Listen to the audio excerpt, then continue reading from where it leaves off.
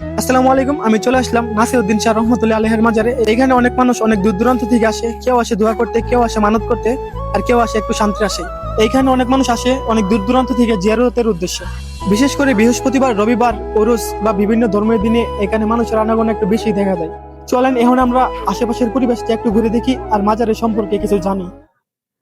আসসালামু আলাইকুম। আমি প্রথমে নাসিরউদ্দিন শাহ রহমতুল্লাহ আলাইহির মাজারে আসার পর এই মাজারের বর্তমান হাদেমের সাথে কথা বলে মাজারের সম্পর্কে জানতে চাচ্ছি। বর্তমান মাজারের হাদেমের কাছে যা শুনতে পারলাম, এই এলাকার মধ্যে নাকি নওয়াব আলী মৌলভী সাহেব নামের একজন ব্যক্তি ছিলেন, আর উনি নাকি এই এলাকার কোন এক মসজিদের ইমাম সাহেব ছিলেন, আর তিনি সবসময় তাহাজ্জুদ নামাজ পড়তেন। উনার কাছে নাসিরউদ্দিন বুগদাদি স্বপ্নে যুগে দেখাইছে যে আমি নাসিরউদ্দিন বুগদাদি আর ঘরে এখানে আছি, তুমি গিয়ে একটু তত তালাফি করো। ওনা আইসা নওয়াব আলী মৌলভী সাহেব আয়া তত তালাফি করছে এবং দেখছে দিক জায়গাটার দিক নির্দেশনা করছে। কইরা সেরা লাস্টে নাসিরউদ্দিন বুগদাদি আবার স্বপ্নে যুগে দেখাইছে যে নওয়াব আলী, তুই যদি মারা যাস তুই আমার সাথে শুবি, আর আমি যে আনো শুইছি এই জায়গাটা আসলে অন্য অঞ্চলে, তুই কিন্না লইয়া দশের নামে অপা দিতে। এইভাবে হইলো নাসিরউদ্দিন বুগদাদি যে রোজা শরীফ ইয়া পরিচিত হইছে। দেশবাসী এখন আসতেছে, দেখতেছে, যে কোনো রোগের জন্য যে কোনো কাজের জন্য আসে, ওনারা উপকার পায় বললে বিদায় এখানে আসে, আইসা দান দক্ষিণা জিডি করে এটা কেশ বাস্টর মধ্যে পালানোর পরে এটার থেকে উৎপন্ন হইয়া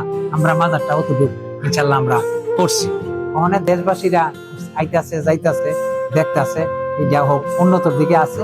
গ্রাম বাংলার শান্ত পরিবেশ, চারপাশের গাছপালা আর মানুষের ধর্মীয় ভালোবাসা সব মিলে এই জায়গাটি সত্যি মনকে শান্ত করে দেয়। দূর দূরান্ত থেকে এখানে অনেক মানুষ আসে জিয়ারত করতে, দোয়া করতে এবং আল্লাহ তাআলার রহমত কামনা করতে। ইসলামের ইতিহাসে সুফি এবং ওলিদের ভূমিকা ছিল অত্যন্ত গুরুত্বপূর্ণ। তারা মানুষকে ভালোবাসা, শান্ত, মানবতা এবং ইসলামের সঠিক পথের দিকে আহ্বান করতেন। এই ধরনের আল্লাহ তাআলার নেক বান্দাদের স্মরণ করলে আমাদের হৃদয়ে আল্লাহ তাআলার বই এবং ভালোবাসা বৃদ্ধি পায়। তবে আমাদের সবাইকে মনে রাখতে হবে, আমরা সাহায্য চাই একমাত্র আল্লাহ তাআলার কাছেই। মাজারে গিয়ে মানত করা যায়, দোয়া করা যায়, কিন্তু ইবাদত শুধু আল্লাহ তাআলার জন্যই। কিন্তু বিশেষ করে আমার একটা কথা, আমার মাঝে মাঝে এই মাজারে যাওয়ার পরে আর এই মাজারে আসার পর আমার মন সবসময় হালকা থাকে, অর্থাৎ মনে এক ধরনের অন্যরকম শান্তি অনুভব করি। ভিডিওটা আজকের মতো এ পর্যন্তই ছিল। পরবর্তী কোন এক ভিডিওতে আপনাদের সাথে দেখা হবে। আপনারা সবাই ভালো থাকবেন, সুস্থ থাকবেন। আল্লাহ হাফেজ।